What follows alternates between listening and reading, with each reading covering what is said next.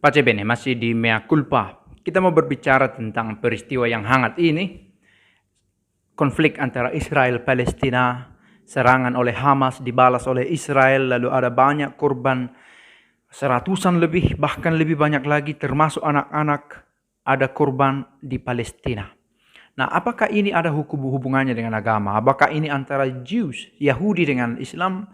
Apakah ini ada hubungannya dengan Kristen? Dan bagaimana sikap kita, sikap disposisi kita untuk melihat informasi yang juga toh kita tangkap? Oke, para sahabat, kita mau berbicara tentang ini sebagai bagian dari keikutsertaan kita dalam berita-berita universal semacam ini, dan membantu kita untuk mengambil makna bagi kehidupan kita masing-masing. Sebelumnya saya mau katakan jangan lupa untuk ikuti refleksi renungan-renungan ringkas di channel Minorsum. Mudah-mudahan tidak lupa, linknya saya sertakan di deskripsi video, juga ada di komentar yang dipin di video ini. Baik para sahabat, tidak tertutup kemungkinan, selalu ada kemungkinan bahwa banyak juga korban Kristen yang ada di Palestina.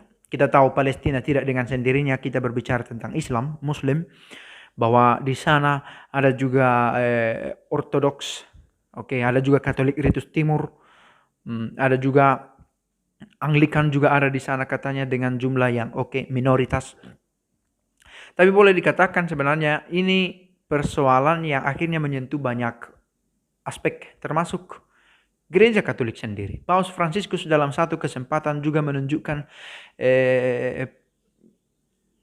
perasaan terlibatnya, simpatiknya terhadap kekerasan yang terjadi di Palestina dalam hubungan dengan serangan yang dilangsungkan oleh Israel, tetapi tidak tertutup kemungkinan bahwa ada dari pihak Hamas yang menginisiasi serangan yang sebenarnya sudah terjadi sejak lama. Baik, saya mencoba mengulik-ulik, bukan dengan nol saya membuat video ini.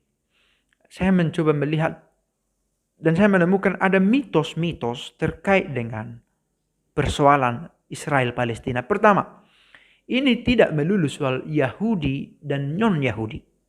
Tidak melulu soal Yahudi dan non-Yahudi. Pembedaan, pengkotakan antara Israel dan Palestina dengan mencoba menemukan identitas nasional Israel ini, Palestina ini, itu baru muncul belakangan ini. Itu tidak terjadi sejak era kitab suci, katakanlah. Karena tidak ada konsep Israel dan Palestina yang sudah ada sejak dulu. Ini dibentuk kemudian satu ciptaan, invention yang juga melibatkan negara-negara lain di luar mereka ini. Apakah ada intervensi dari Amerika, juga dari Eropa dalam peristiwa Holocaust pada masa dulu? Complicated, meskipun juga dikatakan adalah sebuah mitos. Kalau mengatakan persoalan Palestina-Israel adalah sangat rumit.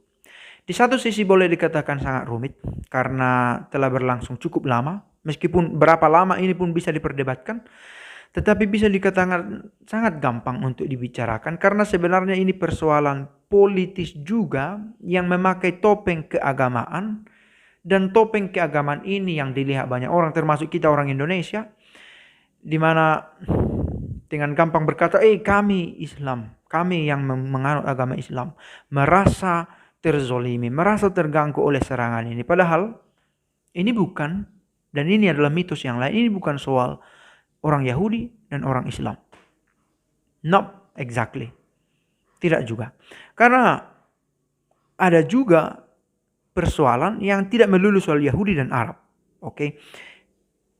Konteks Yahudi dan Arab ini diciptakan kemudian. Karena sekali lagi dipakailah identitas itu oleh orang-orang yang berkepentingan. Hamas sebagai grup kalau kita tahu dan kalau kita cari tahu lebih dalam lagi, untuk beberapa intensi, untuk beberapa maksud. Pertama, untuk membela pertahanan dari Palestina. Namun di sisi lain mereka juga memiliki program ekonomis. Untuk kesejahteraan rakyatnya. Ada tudingan jangan-jangan Hamas menunggangi keributan ini untuk meraup keuntungan dari donasi-donasi yang mengalir dari banyak tempat dan akhirnya mengatasnamakan penderitaan rakyat, mereka mengambil keuntungan untuk dinikmati secara sepihak. Tapi sekali lagi ada banyak teori-teori konspirasi yang berdiri di antara kasus-kasus ini, tetapi kita mau kembali ke fokus kita bahwa bagaimanapun ceritanya, kalau ada tindakan yang mengorbankan orang lain, bahkan mengorbankan nyawa, itu adalah sebuah kejahatan dan itu adalah pekerjaan si jahat. Ada anak-anak menjadi korban dan itu jelas intrinsik malum. Itu adalah kejahatan di dalam dirinya ketika karena kepentingan politis, ekonomis atau apapun, tetapi sifatnya untuk golongan tertentu, sampai harus mengorbankan nyawa orang-orang yang tak bersangkutan dengan itu adalah sebuah kejahatan. Dan kejahatan ini bisa dibungkus oleh identitas-identitas tempelang.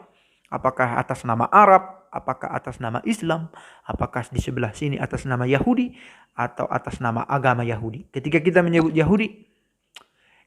menyebut Yahudi itu bisa menyangkut kultur, juga bisa menyangkut belief, keyakinan, maka menjadi kompleks karena kepentingan ini dibawa dengan memakai banyak topeng.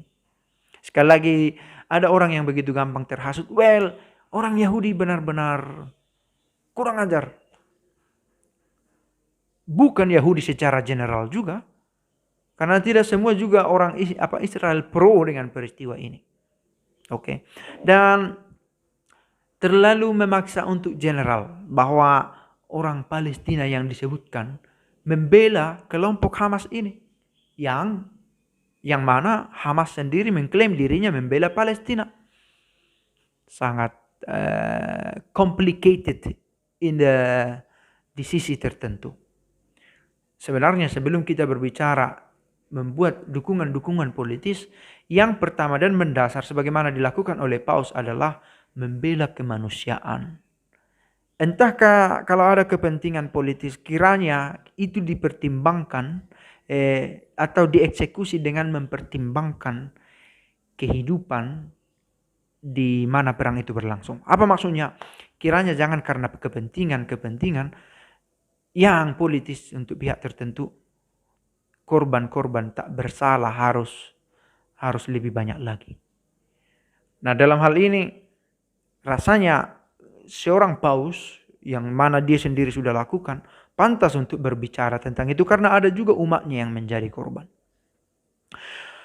Saya pikir kita pun bisa mengambil sikap tidak dengan gampang berkata memang kita harus mendukung si kelompok si anu, memang ini persoalan agama si anu. No, it's that simple. Tetapi juga bisa dengan gampang kita lihat ini beberapa kepentingan yang memakai topeng agama dan budaya, sekalipun bisa dipertanyakan mengapa agama ini terlalu gampang dijadikan sebagai topeng. Pertanyaan. Pace bene.